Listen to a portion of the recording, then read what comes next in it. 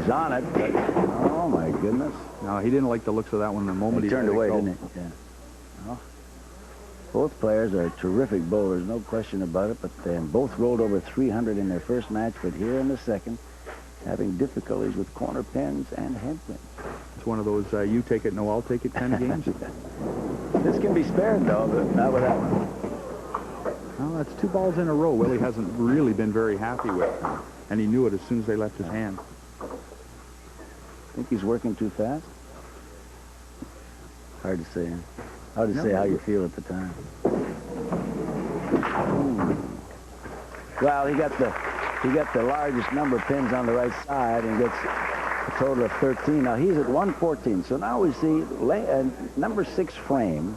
There's a total of, let's see, 11 pins difference. It's a very, very close match. Anything can happen now. And this really happens a lot in big-time competition. The guys struggle, and it seems like you bowl as well as your opposition does in some cases. So if one guy's struggling, the other guy happens to do that as well, and it ends up a question of who picks their wood the best and who picks their spares.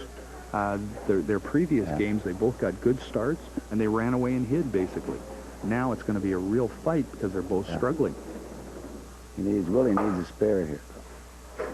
Willie's wife, Linda, and his father-in-law, Jake Lowen, looking on. Pretty cool, though, aren't they? Nice pickup.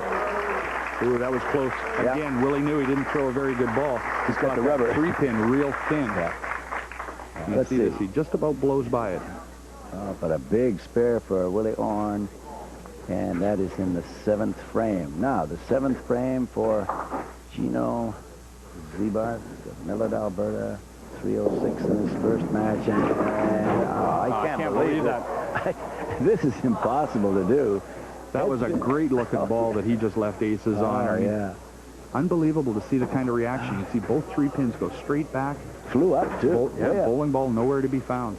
Look, he's had head pin, split, split in 4 straight frames. My goodness, what a tough race. Pinko picked that up years ago. Back up, the pin goes up, off the pit cushion and back and takes it out clean.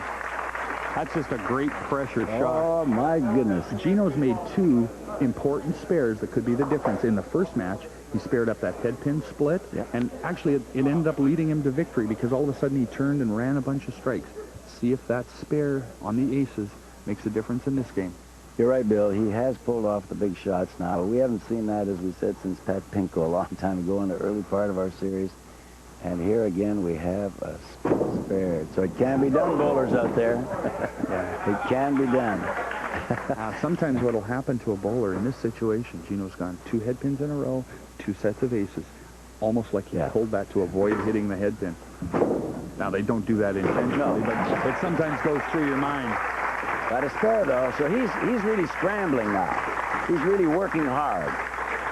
Okay. It's that kind of a match when it's this close, and both players don't seem to be running every strike. Every ball becomes important, and the pressure becomes greater. Willie Orne now in his 8th frame to catch up on Zebarth, and he's working on a spare. He's on the head pin again. This time he got it heavy, but it worked. And Willie Orne went the first game where he shot 7 strikes. That's his first strike in this game. It's almost even now. They both have 144 in the 7th for Willie Orne, 145 for Zebarth. And Orne is on a strike, Zebarth's on a spare. This 2 frames now are going to make all the difference. See who goes strong right now. Well, Willie Orne at this point has the advantage. He's 1 pin down, but he's got a strike working. Turned away again. And he doesn't look comfortable up there this game. Not like he was in the first, where he rolled 366.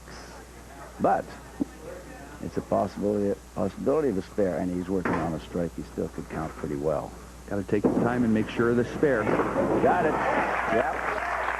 Pressure point there because he had to have it. Working on a spare in the 9th, 174 in the 8th, and now it is Zebarth who is working on a spare in his 9th.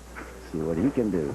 And the pressure's on Gino. He needs a strike to retain his 1-pin advantage. He'll finish off his 2 frames, and that gives Willie Orne a chance to see what he has to do, and that pin stands up, so he doesn't get a big count on his spare. No, and he looks like he's getting a little bit too much speed up. The ball's not reacting the way it did the first game for him. Again, that one, the ball should have broke into the head pin, but didn't quite get it. just got a break there. So no fill for him here. Boy, does that put the handle right in there for Willie Orn because he's on a spare. Wow, what a bad break. Not a time to have problems and not hit him where they're thick in the 9th, which is a very late frame. Picks it all up, though. Total of 180. The best he can do now is 225. And he's still in it. As you can see, Seabarth has 180 in the 9th. He's working on his 10th. At the top, Willie Orn has a spare in the 9th. It's still close depending on what happens here. He really has to have 3 strikes in a row to finish this game off. Boy, oh boy. Now he can only get 30 and finish at 210. Willie Orn with 174 in it's the all 8th over. And a spare up in 9. Mathematically it's not, but it is all over. Especially now, because he can only pick up a total of 15, and he is really upset with himself, and I can understand. He's a very fiery guy, a good guy, and I know he's upset with what he's doing. Well, he knows the scoreboard, too. If he'd have made a spare and come back with a strike there, he would have forced Willie Orn into having a good 10th frame. Now all Willie's got to do is keep it on the lane, as we said before. Keep it on the lane, stay away from the foul line.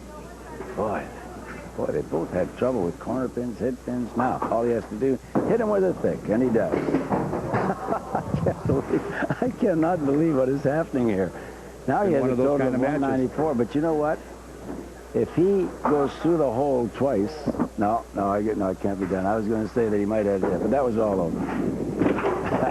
And he knew it. Now, you see, if we go back to Gino's frame, that corner pin miss was critical.